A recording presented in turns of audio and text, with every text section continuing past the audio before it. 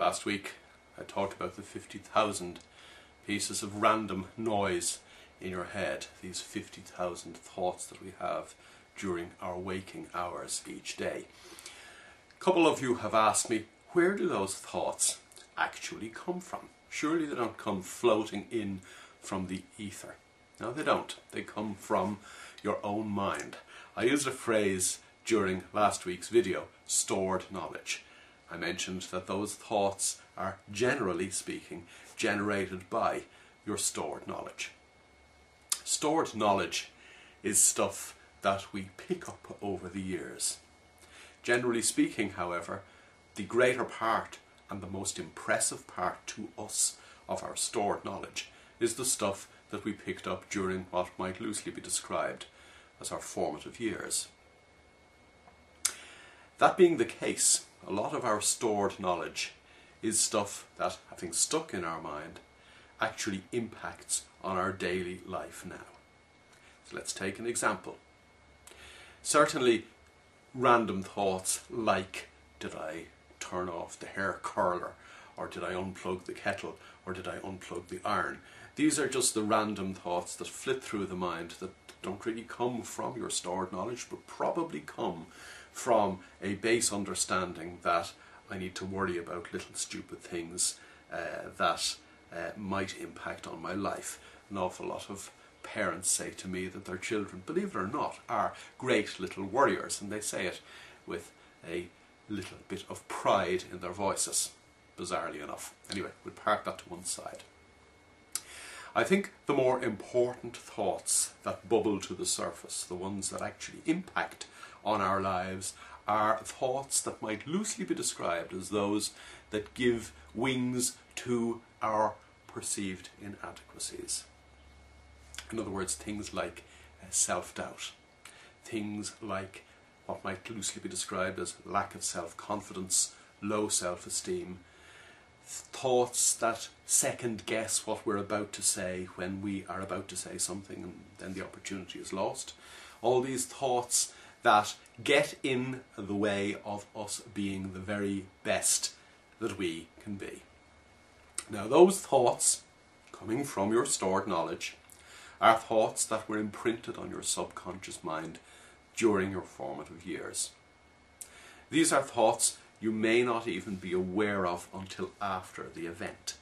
Like, for example, you go home after a social event and you say to yourself, how did I miss that opportunity? Why didn't I say my piece when I wanted to say it? Why wasn't I a little more confident in making my point?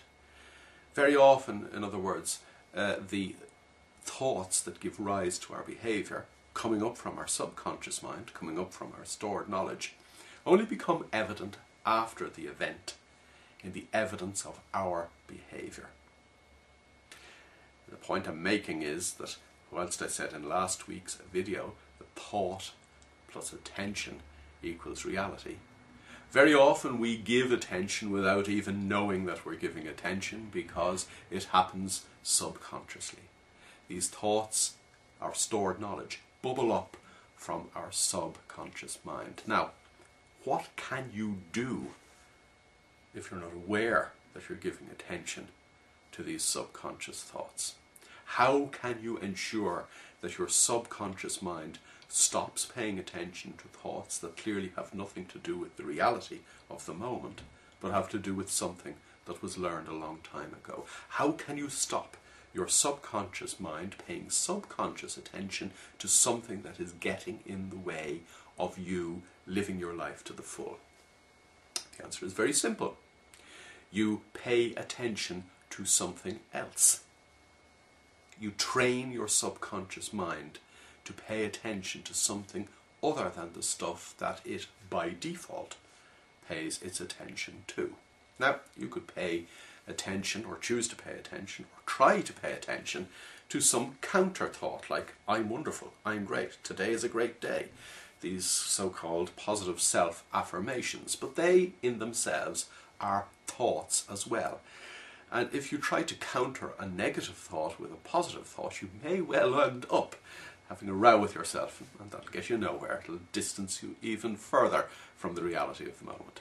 No, there is something far more appropriate, far more powerful, far more apt to where you are and what you're doing that you could train your subconscious mind to pay attention to, and that is the reality, believe it or not, of the here and now.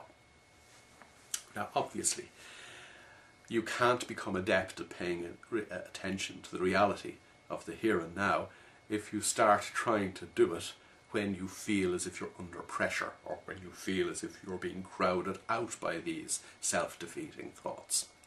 No, like everything else in life, if you want to play a game to the very best of your ability, you have to train in advance. And that is why there are so many so-called mental exercises peppered throughout this website. You have to learn how to pay attention to reality when it doesn't matter, so that when it does matter, you are expert at it.